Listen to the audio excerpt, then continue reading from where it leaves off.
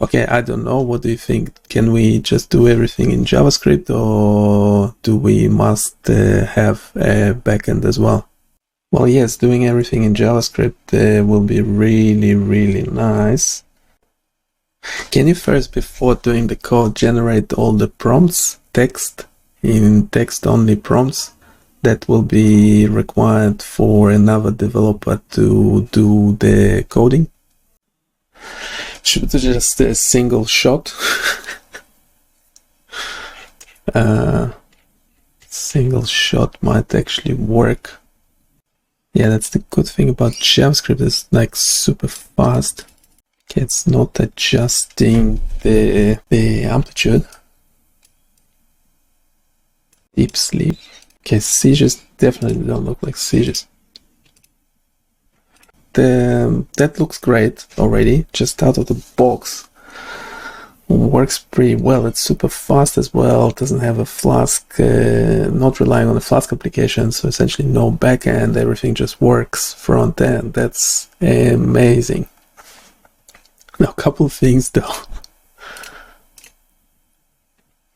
The amplitude doesn't fit into the screen. Amplitude should be just from 0 to 1. That should be an easy fix of the code. Now frequencies. Okay, so frequency works. However,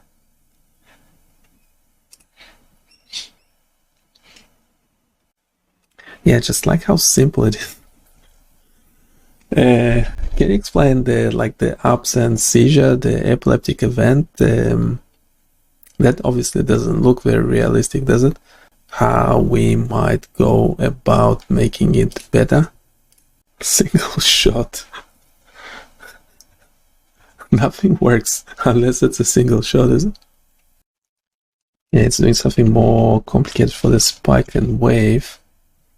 Can we just fix bugs? It's not changing anything. Oh, it did something. Yeah, I love how fast it is.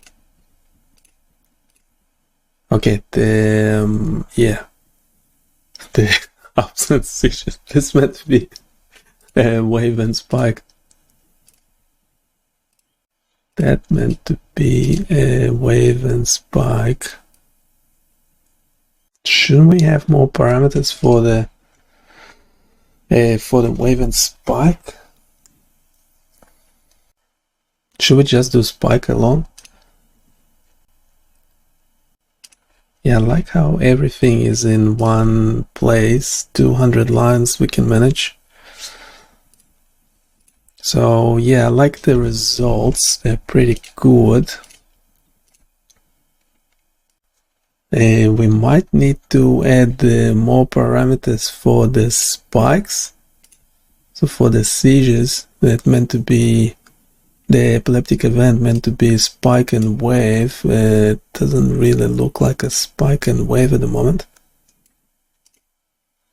And how many? Currently we have 5 EEG states. Can we add one more with just periodic spikes in it? Now everything looks good. Yeah, in the JSON data. Yeah, if you can add another before the last one, before the absence seizure, just add a regular seizure, and this should have just periodic spikes in it. And for the spikes, we might need an extra parameter. So currently we have frequency, amplitude, and noise level. But yes, we would like the spike interval will be good to have an extra input parameter. Okay, let's go over the code and modify each thing one at a time. So first of all, we are adding a regular seizure into the mix, into the dropdown. Can you do that? You need to add another entry into the constant called JSON data. Inside it you have examples, and we're adding a new example, so making sure it has the description, something down the line of a regular seizure, and the necessary parameters. So frequency, amplitude, wave type should be spike, and the noise level can just keep it very low. 0.02 will do. Now the other thing is that we also, to all of the examples, we're adding a new parameter called the spike interval. So essentially all the examples should have this new parameter. Okay, so the spike interval. The spikes don't really, yeah, they do look like spikes. It's interesting. What? How does that happen?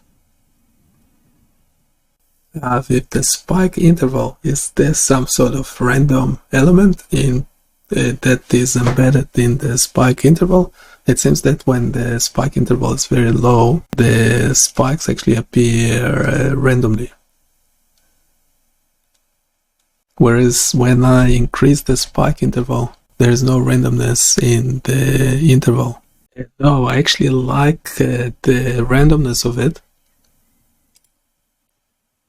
And that's nice. Yeah, I'm doing a spike and wave. I don't know, is that what a spike and wave looks like? I really like how it's modifying the code. Yes, so quickly. That's really nice. I really like it. Yeah, the ChatGPT 4.0 with Canvas is pretty amazing. And I don't normally say this about things,